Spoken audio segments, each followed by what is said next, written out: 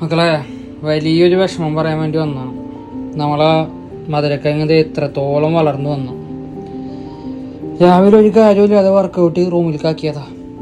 കൈയൊന്ന് വീശി അടിച്ചു. നമ്മളെ മധുരക്കിഴങ്ങിൻ്റെ ഇരിപ്പിടം പൊളിഞ്ഞു പോയി. എത്ര നല്ല ഗ്ലാസ്സായിരുന്നു, ഇറക്കാൻ കിടപ്പ് കണ്ട. പക്ഷെ അപ്പോഴാണ് ഞാൻ അറിഞ്ഞത് ഇതിൻ്റെ ഉള്ളിൽ ഇത്രത്തോളം വേജ് പിടിച്ചിട്ടുണ്ടെന്നുള്ളത്. വേജ് പിടിച്ചെന്ന് വെച്ചാൽ ഈ പ്ലാസ്റ്റിക്കിൻ്റെ കുപ്പി ശരിക്കും നോക്കിയേ പൊട്ടിച്ച് പുറത്തേക്ക് വന്നു. ഇഞ്ചിയുടെ വേജ് ഇതിലുണ്ട് കേട്ടോ. എന്തായാലും ഇതിന് മാറ്റണം എന്നുള്ള പ്ലാനിൽ തന്നെ ഞാൻ ഇരുന്നിരുന്നത്. പക്ഷേ അപ്പോഴും നമ്മൾ ആ പോട്ട് നമുക്ക് വേണമായിരുന്നു. നല്ല രസമുള്ളൊരു കപ്പായിരുന്നു. എന്തായാലും ജാതകം വായിച്ചിട്ട് എനിക്ക് കാര്യമൊന്നുമില്ല. എന്തായാലും മൂപ്പര അടുത്ത വീട്ടിലേക്ക് മാറ്റി പാർപ്പിക്കണം. എന്തല്ലേ ഇതൊക്കെ ഇതിൽ പറഞ്ഞിട്ടുള്ളതാണ്.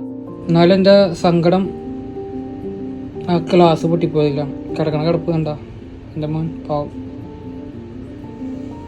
അപ്പം എന്തായാലും വീട് മാറാൻ സമയമായി.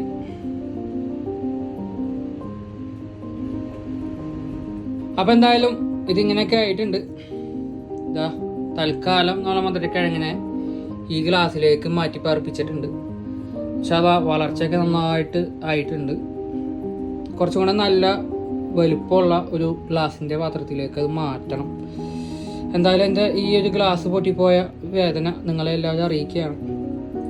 പൊട്ടിച്ചെടുക്കാൻ പറ്റുമെന്നൊക്കെ ഞാൻ നോക്കി, പക്ഷെ ആകെ ചിഹ്നം ഭിന്നമായിപ്പോയി. രക്ഷയില്ല. ഇനി ഇതേപോലത്തെ ഗ്ലാസ് കിട്ടുമോ നോക്കണം. അടിപൊളി സാധനമാണ്, നല്ല ലുക്കായിരുന്നു കാണാൻ. അപ്പം എന്തായാലും ഇത്രേ ഉള്ളൂ. ഇതുകൊണ്ടൊന്നും തളരൂല, ഞങ്ങളൊരിക്കലും തളരൂല. തളരേണ്ട ആവശ്യം എനിക്കില്ല. അപ്പോൾ അതിൻ്റെ ആവശ്യം എനിക്കില്ല. അപ്പോൾ എപ്പോഴും പറയാറുള്ള പോലെ തന്നെ ഒന്നും വെറുതെ അല്ല, ആരും ചെറുതല്ല. മസലാമ.